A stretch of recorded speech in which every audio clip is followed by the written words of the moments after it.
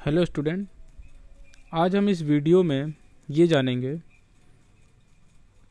Travelling wave tubes का operation, characteristics and application को देखते हैं।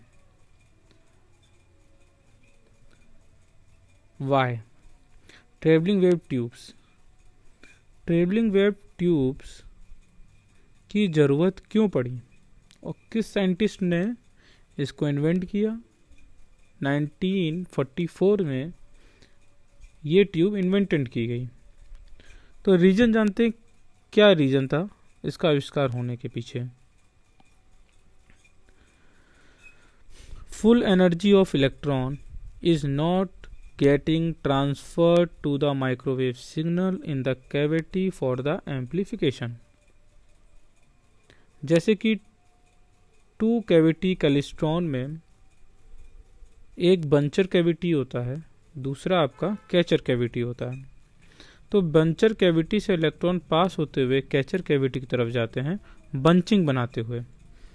तो उसमें साइंटिस्ट ने ये देखा कि जो इलेक्ट्रॉन अपनी एनर्जी ट्रांसफ़र करते थे माइक्रोवेव सिग्नल को, वो पूरी तरीके से ट्रांसफ़र नहीं कर पा रहे। तो क्लेस्ट्रॉन की जो एफिशिएंसी थी टू कैविटी की, वो 20 से 30% के बीच में होती है। तो ऐसा क्यों हो रहा था? Due to interaction of electron beam and RF field is being only in the cavity. तो जो एनर्जी ट्रांसफ़र करने का जो प्रोसेस था वो केवल और केवल कैविटी गैप्स में था। तो ट्रैवलिंग वेव ट्यूब से क्या कैविटी हटा दी गई? यस स्टूडेंट, साइंटिस्ट द्वारा ऐसी ट्यूब बनाई गई जिसमें कैविटी एब्सेंट थी, और इन साइंटिस्ट का नाम था रुडोल्फ कॉम्फनर।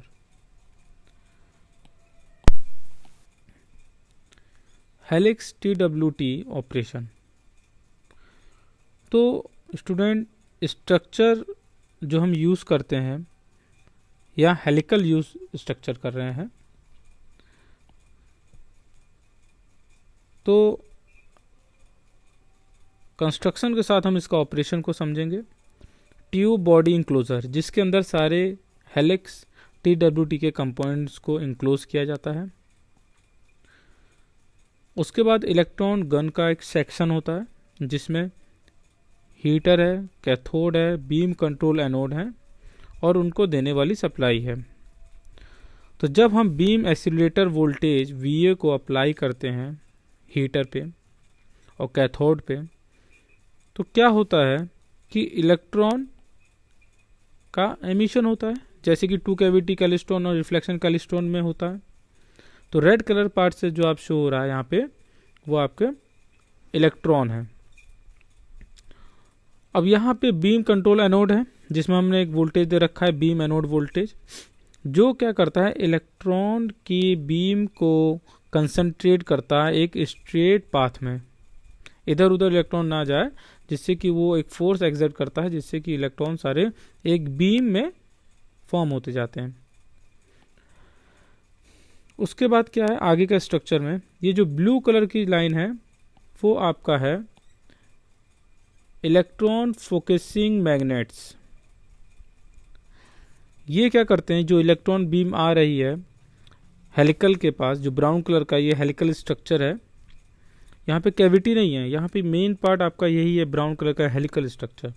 तो वो इलेक्ट्रॉन बीम क्या हेलिकल स्ट्रक्चर के पास आती है, लेकिन ऊपर और नीचे आप देख रहे हैं ब्लू कलर से, वो जो बाहर हैं वो बीम फोकसिंग मैग्नेट हैं।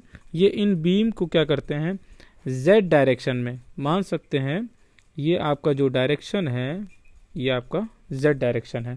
तो इसकी एक्सिस है, ये जो आपका ये एक्सियल है इसका। तो इस डायरेक्शन में क्या करते हैं मैग्नेट इलेक्ट्रॉन को मूव कराते हैं, इधर उधर ऊपर नीचे ना जाए किसी डायरेक्शन में, केवल Z डायरेक्शन में मूव करें।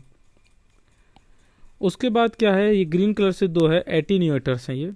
इनका काम क्या होता है कि जो इलेक्ट्रॉन रिफ्लेक्ट होके आते हैं उनको ये कैच करता है, जिससे कि मिसमैच के कारण से रिफ्लेक्ट कर रहे हैं, तो उन इलेक्ट्रॉन्स को ये कैच कर लेता है। मीन्स ऑसिलेशन से बचाता है। जैसे रिफ्लेक्शन में क्या था, जो इलेक्ट्रॉन जा रहा था वही वापस आता है, जिससे कि पॉजिटिव फीडबैक होने के कारण से रिफ्लेक्शन हो रहा था। तो यहाँ पे ऑसिलेशन क्रिएट ना हो, केवल और केवल एम्पलीफिकेशन हो, जिसके लिए एटीन्यूएटर लगाए हैं, वो रिफ्लेक्टेड इलेक्ट्रॉन को कलेक्ट कर लेता है। अब यहाँ पे आप देख रहे हैं ये हेलिकल है, ये ब्राउन क्या आपका हेलिकल स्ट्रक्चर है। स्ट्रक्चर बहुत सारे स्ट्रक्चर, हम कोई भी स्ट्रक्चर ले सकते हैं, लेकिन यहाँ पे हम हेलिकल स्ट्रक्चर को पढ़ रहे हैं जो बेसिक है आपका। अब यहाँ पे हमने आरएफ इनपुट अप्लाई किया कोएक्सियल केबल के माध्यम से। जब हमने इसको अप्लाई किया तो ये जो डॉटेड हैं ब्लू कलर के हेलिकल पाथ में चल रहा है, ये आरएफ सिग्नल है। इस आरएफ सिग्नल के कारण से क्या होता है, इस हेलिकल स्ट्रक्चर के सेंटर में इलेक्ट्रिक फील्ड जनरेट होती है। और वो इलेक्ट्रिक फील्ड जब प्रोड्यूस होती है तो क्या होता है कि जो इलेक्ट्रॉन है, तो ये यहाँ पे आपके रेड कलर के ये इलेक्ट्रॉन दिख रहे हैं, उसके बाद जब ये हेलिकल स्ट्रक्चर के अंदर एंटर कर गए हैं तो वो मैंने ब्लू कलर के शो किए हैं। तो ये इलेक्ट्रॉन इस ब्लू कलर के कारण से जो इलेक्ट्रिक फील्ड प्रोड्यूस हुई है उससे क्या करते हैं, इंटरेक्ट करते हैं। Means interaction between the electron beam and electric field. तो इनके इंटरेक्शन होता है इन दोनों का हेलिकल पाथ में जेड डायरेक्शन की तरफ। थोड़ा सा हम देखते हैं इंटरेक्शन किस तरीके से होता है। रेड कलर के आपके जो लाइन खींची है वो इलेक्ट्रॉन बीम है, और ब्लू कलर की जो है वो आरएफ सिग्नल है जो हमने अप्लाई किया है। तो स्टूडेंट क्या होता है कि जब वो आरएफ सिग्नल अप्लाई किया जाता है तो उसके कारण से जो इलेक्ट्रिक फील्ड प्रोड्यूस हुई वो इस इलेक्ट्रॉन पे एक फोर्स अप्लाई करता है, फोर्स एक्सर्ट करता है। तो उस फोर्स से क्या होता है, जो इलेक्ट्रॉन की वेलोसिटी होती है वो डिक्रीज होती है, रिटार्ड होती है या एक्सेलरेट होती है। ठीक, डिक्रीज और इंक्रीज होती है। तो जो फोर्स एक्सर्ट हो रहा है वो होता है F = minus electron into electric field QE, जो आपने फॉर्मूला पढ़ा भी होगा। तो force = minus E small capital E। तो ब्लू कलर की लाइन क्या है आपकी, एक तरीके से जो उसके कारण से इलेक्ट्रिक फील्ड प्रोड्यूस हुई। तो यहाँ दो केस है, केस 1 एंड केस 2। तो केस 1 है जब आपकी इलेक्ट्रिक फील्ड पॉजिटिव होगी तो फोर्स आपका कैसा होगा, नेगेटिव होगा। तो मीन्स जो फर्स्ट साइकिल देख रहे हैं यहाँ पे, ये जो 1 है इसका मतलब यहाँ पे इलेक्ट्रिक फील्ड आपकी पॉजिटिव है और उसके कारण से जो फोर्स हो रहा है वो नेगेटिव है। मीन्स वो इलेक्ट्रॉन की वेलोसिटी को क्या करेगा, रिटार्ड करेगा, घटाएगा, डिक्रीज करेगा। ठीक, उसके बाद इलेक्ट्रिक फील्ड क्या हो गया, आपके नेगेटिव सेक्शन में जा रही है, यहाँ पे नेगेटिव ही। नेगेटिव होने का मतलब है इलेक्ट्रिक फील्ड नेगेटिव हुआ तो मतलब फोर्स क्या होगा, पॉजिटिव, क्योंकि माइनस माइनस पॉजिटिव।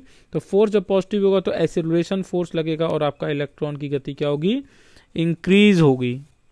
ठीक, तो ये प्रोसेस आपका आरएफ फील्ड के साथ, इलेक्ट्रिक फील्ड के साथ इलेक्ट्रॉन बीम का इंटरेक्शन होने के साथ ये प्रोसेस चलता रहता है। अब हम देखते हैं कि आरएफ इनपुट एम्पलीफिकेशन कैसे होता है। हमने इनपुट अप्लाई किया था एक एंड पे, तो ये आप देख सकते हैं, ये आपकी जो साइनसॉइडल ये वेव दिख रही है, हमने इनपुट अप्लाई किया। अब इलेक्ट्रॉन जब वहाँ पे आए तो इलेक्ट्रॉन का क्या होगा, स्पीड कम होगी, ज़्यादा होगी और न्यूट्रल रहेगा, तो उससे बंचिंग फॉर्म होगा। जब बंचिंग फॉर्म होगा तो आप ब्लू कलर के डॉट आप देख रहे हैं यहाँ पे, धीरे धीरे क्या है, बंचिंग आपकी बढ़ती जा रही है, इंक्रीज होती जा रही है। फिर यहाँ पे डिक्रीज हुआ, तो जहाँ पे नेगेटिव सेक्शन है, नेगेटिव मतलब क्या है, वहाँ पे बंचिंग बढ़ रही है। मीन्स इलेक्ट्रिक फील्ड जहाँ पे आपकी नेगेटिव थी, जिसके कारण से फोर्स आपका क्या लग रहा था, पॉजिटिव, तो यहाँ पे पॉजिटिव फोर्स है नेगेटिव में, इसलिए इलेक्ट्रॉन की गति बढ़ी है, फिर घटती है नेगेटिव साइड, तो उससे क्या बंचिंग हो रही है। तो बंचिंग हो रही है, जैसे जैसे बंचिंग ज़्यादा होगी उससे क्या होगा, सिग्नल का एम्पलीफिकेशन इंक्रीज होगा। तो जितने ज़्यादा इलेक्ट्रॉन होंगे उतना ज़्यादा करंट होगा और उतना ज़्यादा आपके आउटपुट में क्या एम्पलीफिकेशन प्रोड्यूस होता है। तो ये आपका डिस्टेंस अलॉन इंटरेक्शन स्पेस। तो थ्रू आउट द मीन्स जो आपका 2 कैविटी क्लेस्ट्रॉन था, वहाँ 2 कैविटी के बीच में ड्रिफ्ट स्पेस था, तो वहाँ पे कोई भी एम्पलीफिकेशन नहीं होता था। लेकिन हेलिकल स्ट्रक्चर में क्या होता है कि जो पूरा हेलिकल स्ट्रक्चर है उस पूरे स्ट्रक्चर में एम्पलीफिकेशन प्रोसेस होता है।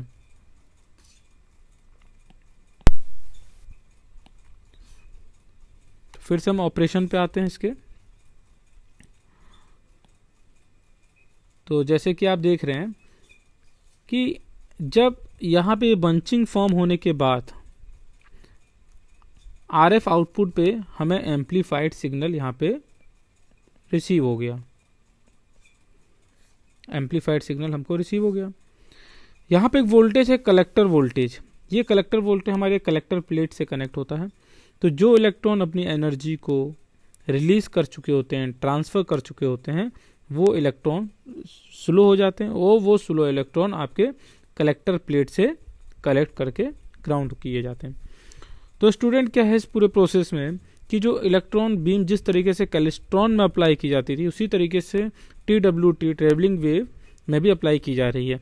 दोनों में अंतर क्या है कि वहाँ पे कैविटी होता था, जिस कैविटी के गैप में बंचिंग अपनी एनर्जी को ट्रांसफ़र करता है, लेकिन इसमें क्या है, ये जो हेलिकल स्ट्रक्चर है ब्राउन कलर का, इसमें कोई भी कैविटी नहीं है। इस हेलिकल स्ट्रक्चर के बीच में इलेक्ट्रॉन बीम और जो आरएफ सिग्नल से जो इलेक्ट्रिक फील्ड बनती है उन दोनों के बीच में इंट्रैक्शन होता है और इलेक्ट्रिक फील्ड क्या करता है, इलेक्ट्रॉन की वेलोसिटी को एक्सीलरेट और रिटार्ड करता है, इंक्रीज और डिक्रीज करता है, जिससे क्या होता है बंचिंग फॉर्म होती है। तो ये जो रेड कलर के आपके आगे ब्लू कलर ये दर्शा रहे हैं, ये बंचिंग फॉर्म शो कर रहे हैं। तो ये मतलब कि आपका एम्पलीफिकेशन हो रहा है। जब सिग्नल आपका एम्पलीफाई हो जाता है तो वो आरएफ आउटपुट के आउटपुट पे रिसीव कर लिया जाता है। स्टूडेंट इसमें एक पॉइंट और है बहुत अच्छा सा कि जो स्ट्रक्चर है हेलिकल टाइप है, मीन्स सर्कुलर, इसमें कॉइल्स टाइप की हैं सोलेनॉइडल की तरह। तो जो आरएफ इनपुट है वो सर्कुलर एक मोशन में चल रहा है, तो इसकी जो वेलोसिटी है वो बीम इलेक्ट्रॉन से कम होती है। क्यों कम होती है कि जितना स्लो आरएफ इनपुट होगा उतना अच्छा इंटरेक्शन होगा इलेक्ट्रॉन का। आप बात को समझ रहे हैं कि मतलब जितने भी इलेक्ट्रॉन इस हेलिकल पाथ से निकलेंगे वो सभी के सभी आरएफ इनपुट से इंटरेक्ट करना जरूरी है। अगर आरएफ इनपुट की वेलोसिटी ज़्यादा होगी इलेक्ट्रॉन बीम से तो इंटरेक्शन आपका स्लो हो जाएगा। तो इसीलिए क्या करते हैं हम, जो ब्लू कलर का जो वेव है आरएफ इनपुट का हेलिकल स्ट्रक्चर में, उससे जो इलेक्ट्रिक फील्ड प्रोड्यूस होती है उसकी वेलोसिटी हमेशा क्या होती है, इलेक्ट्रॉन बीम से कम होती है। इस पॉइंट को याद रखिएगा, तभी अच्छा इंटरेक्शन होगा और तभी एम्पलीफिकेशन यहाँ पे हो पाएगा। Means velocity of RF input less than velocity of electron beam, इस पॉइंट को याद रखिएगा। अब हम इसकी कैरेक्टरिस्टिक्स पे ध्यान देते हैं। जो फ्रीक्वेंसी रेंज है वो 3 गीगाहर्ट्ज या उसके ऊपर की फ्रीक्वेंसी रेंज में ये काम करता है। दूसरा पॉइंट जो इसकी बैंडविड्थ है वो 0.8 गीगाहर्ट्ज तक है, काफ़ी वाइड बैंडविड्थ होती है। एफिशिएंसी 20 से 40% के बीच में है एफिशिएंसी, कैलिस्ट्रॉन से ज़्यादा है, 2 कैविटी कैलिस्ट्रॉन से।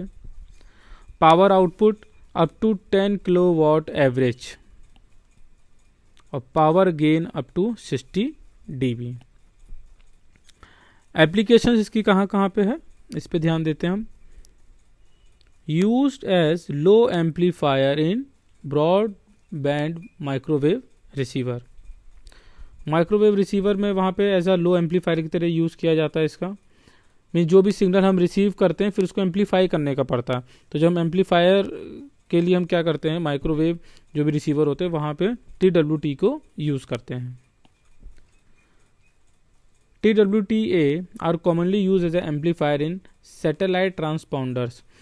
सैटेलाइट में ट्रांसपाउंडर टाइप का एक पार्ट होता है, उसमें क्या है कि जो हम सिग्नल देते हैं वो लो होते हैं, लेकिन हमें ज़रूरत क्या होती है, जब सिग्नल हमें ट्रांसफ़र करना होता है तो वो हाई पावर का करना होता है, जिसके कारण से हम क्या करते हैं TWT को यूज़ करते हैं। लो इनपुट सिग्नल को वो हाई पावर एम्पलीफाई करके अर्थ पे दोबारा से सिग्नल को भेजता है। तो जितनी भी हमारी सैटेलाइट है वो ट्रांसपाउंडर एक टाइप के ब्लॉक को कंटेन करते हैं और जिसका काम होता है हाई आउटपुट पावर को ट्रांसमिट करना। और ये high output power at microwave frequency पे हम TWT की मदद से भेजते हैं।